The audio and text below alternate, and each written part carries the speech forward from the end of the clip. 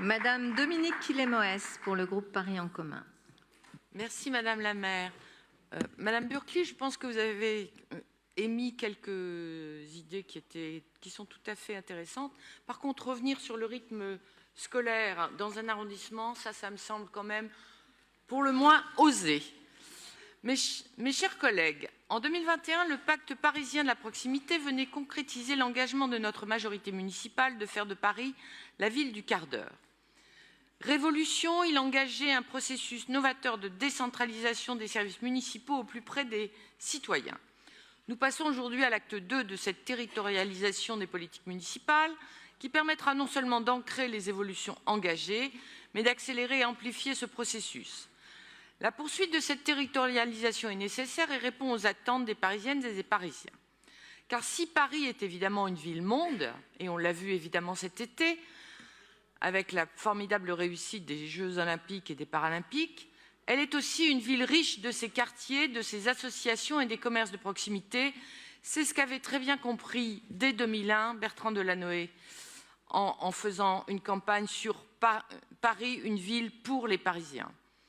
Et c'est en agissant au plus près des Parisiennes et des Parisiens que nous pouvons avoir l'analyse la plus fine de leurs besoins et que nous sommes donc le plus efficaces. L'acte 2 de la territorialisation, c'est d'abord une réaffirmation et un renforcement du rôle des maires d'arrondissement, véritables pilotes de l'action municipale.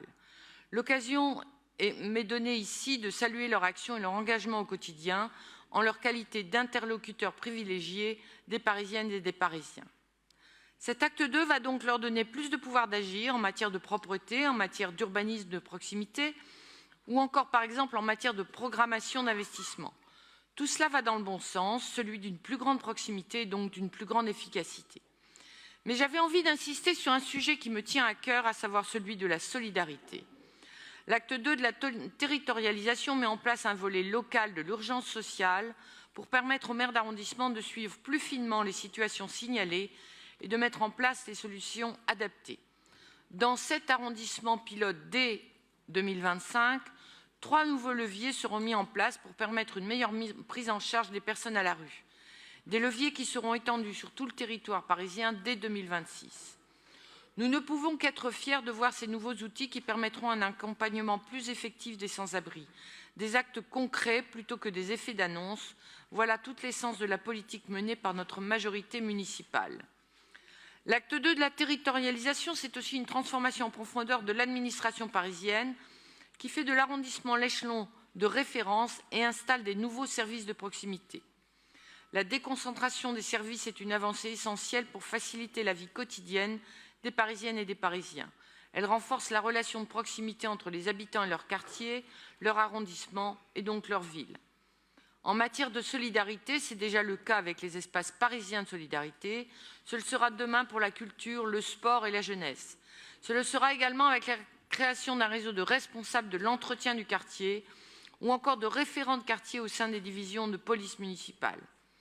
Enfin, je veux évoquer pour conclure le sujet de la participation citoyenne. Les Parisiennes et les Parisiens sont attachés à leur vie de quartier et ont envie de s'y investir et d'avoir leur mot à dire. Cette participation citoyenne sera au cœur de cet acte 2 avec notamment la transformation des maisons de la vie associative et citoyenne en maisons de l'engagement pour répondre au mieux aux attentes des Parisiennes et des Parisiens. C'est déjà le cas avec la possibilité qu'ont les mairies d'arrondissement d'ajouter une question locale à la votation citoyenne mise en place depuis 2023. Je pourrais donner de multiples exemples, mais je m'arrêterai là, il y a de nombreux orateurs derrière moi. Notre majorité agit pour faciliter la vie des Parisiennes et des Parisiens. Nos collègues de droite auront beau jeu de dire que c'est de la communication, mais force est de constater que c'est avec la gauche que les outils de démocratie participative se développent, que c'est la gauche qui développe et renforce la décentralisation.